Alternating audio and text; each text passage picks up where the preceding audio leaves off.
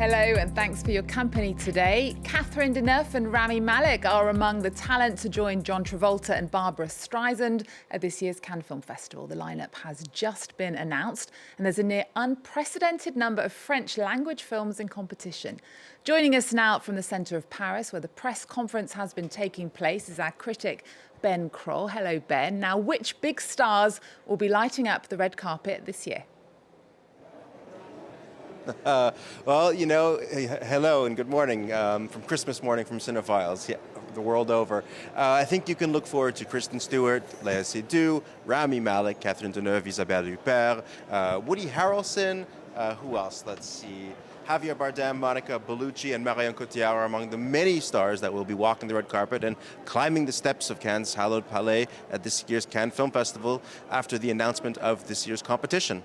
And the head of this year's jury, of course, is the South Korean director Park Chan-wook. He's going to be making the big decisions. So tell us about the films themselves. Which ones are shaping up to be the big talking points?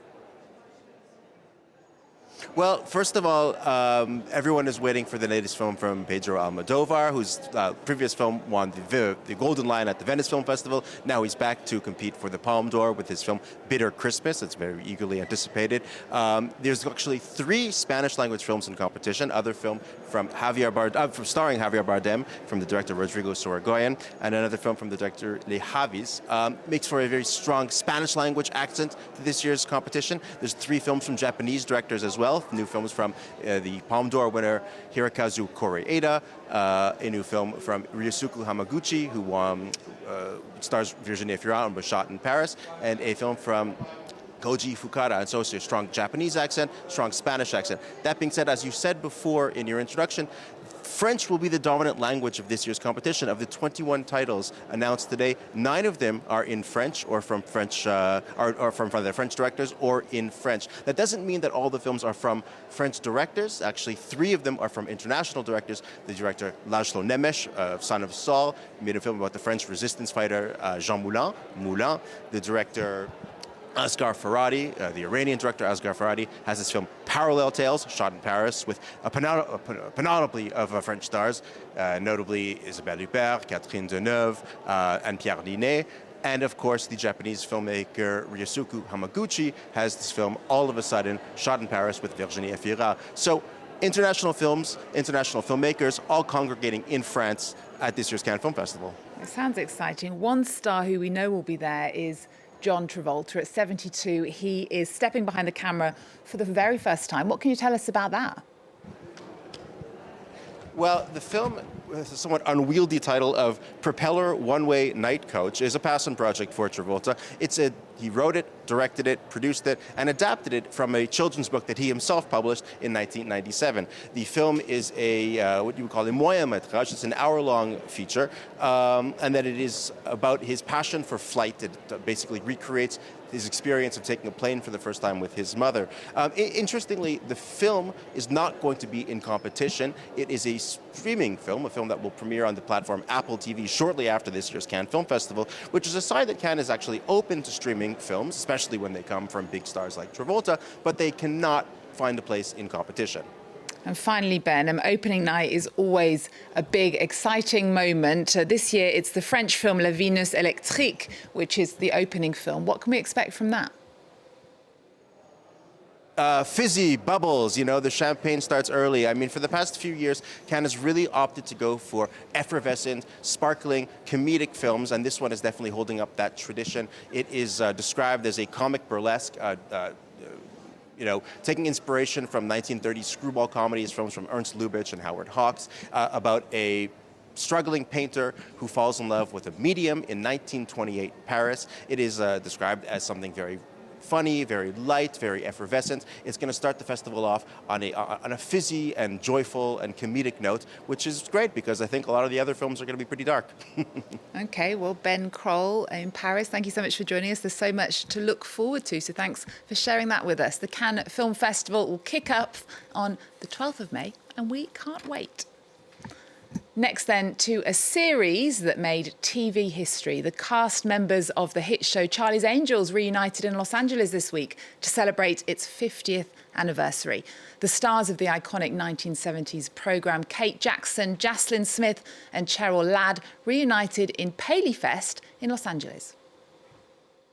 Women came into their own. It was groundbreaking, game changer for women. It's always about 3 men. But here we were chasing danger. We were not being rescued. We were not a wife, a nurse, a secretary, a girlfriend. We were these strong women that could take down a 200-pound man. It was a fantasy. My name is Charlie.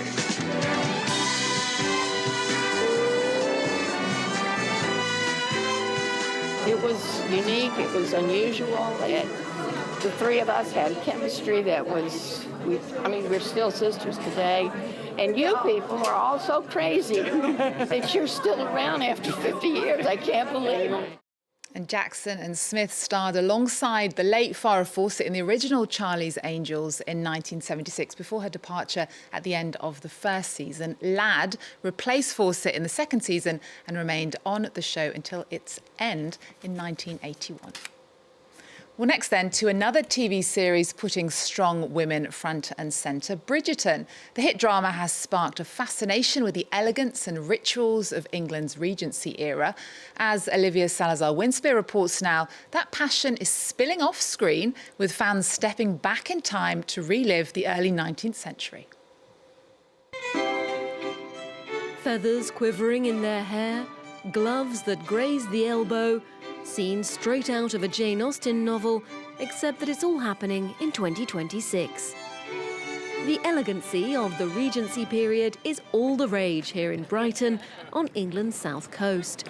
These history fans, dressed up to the nines, are taking part in a festival dedicated to that era with a strict dress code, 1811 to 1820. This is just my creative hobby. This is how I unwind at the end of the day. I love the research, I love the creating, I love watching a flat piece of fabric become a garment and then getting to wear it in a beautiful place. I actually wear this any excuse I can get. It goes beyond feeling just like a recreation or playing dress up. It's recreating an atmosphere that was well known for its manners and elegance and civility.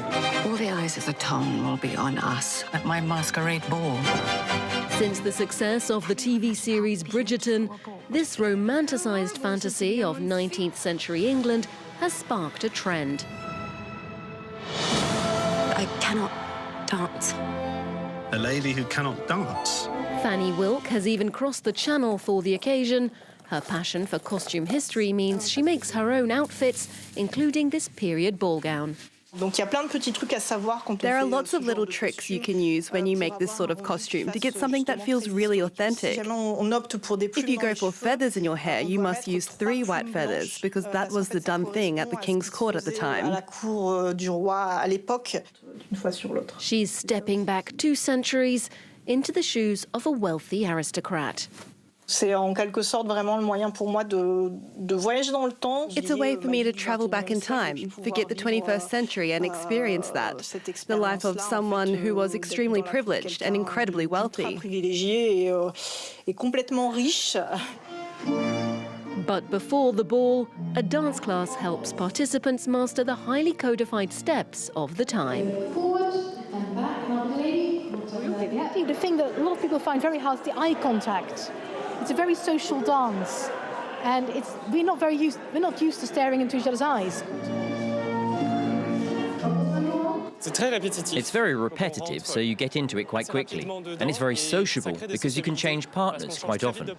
Like, you have to work your mind at the same time you move your body. That's why they took so many classes at that time, because it's really hard.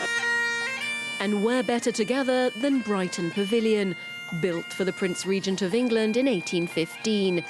Transport is a horse-drawn carriage to the sound of bagpipes. I feel like a prince. I feel like the Prince Regent. It's a meticulous reconstruction of the era. A gala dinner in the prince's dining room and dancing in the ballroom come in at more than €300 per participant. The organiser's a tailor by trade who's delighted to see this sort of event becoming more popular. The wonderful thing for me is that the particular trend towards Regency gatherings and Regency balls and parties is that it's bringing one of my favourite parts of history and society to everyone. A fleeting fashion or perhaps nostalgia for a more formal social scene where a dance or a glance were just as powerful as a selfie. Very dashing. Well, we're going to leave you with images from one of the most popular music festivals in the world, Coachella. It's taking place over 2 weekends this month in California. Among the headliners this year are Sabrina Carpenter, Justin Bieber and The Strokes. Thanks for joining us. See you next time.